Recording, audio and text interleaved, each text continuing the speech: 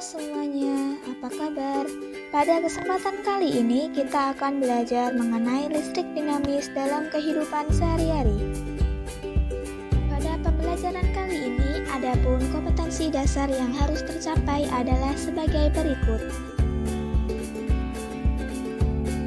Pada materi pembelajaran kali ini dibagi menjadi dua subbab, yaitu konsep listrik dinamis serta penggunaan energi listrik, upaya penghematan dan pencegahan bahaya penggunaan. Yang pertama, konsep listrik dinamis. Nah, sekarang apa yang kalian ketahui tentang listrik dinamis? Listrik dinamis merupakan aliran partikel bermuatan dalam bentuk arus listrik yang dapat menghasilkan energi listrik.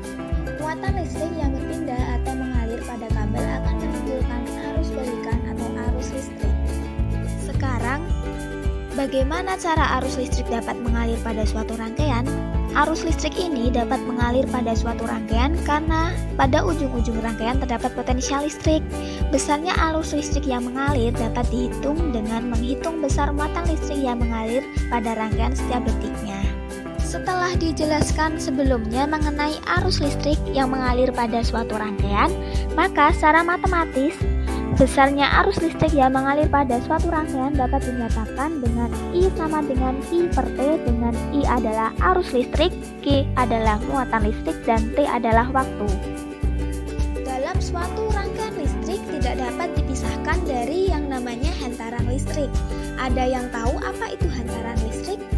Nah, benar sekali, hantaran listrik merupakan suatu hantaran yang dilakukan secara langsung. Pertama, mengalir dari kabel yang disambungkan ke baterai sehingga terjadi hantaran.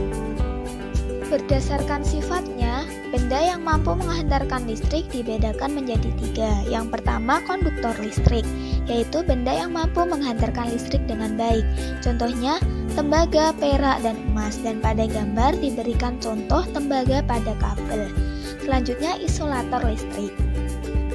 Isolator listrik merupakan bahan yang tidak mampu menghantarkan listrik. Contohnya, plastik dan karet digunakan sebagai pelapis kabel.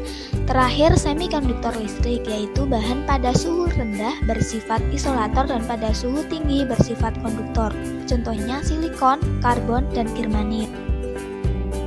Untuk semikonduktor listrik, pada gambar diberikan contoh semikonduktor dioda, resistor, transistor, dan IC regulator dalam suatu rangkaian.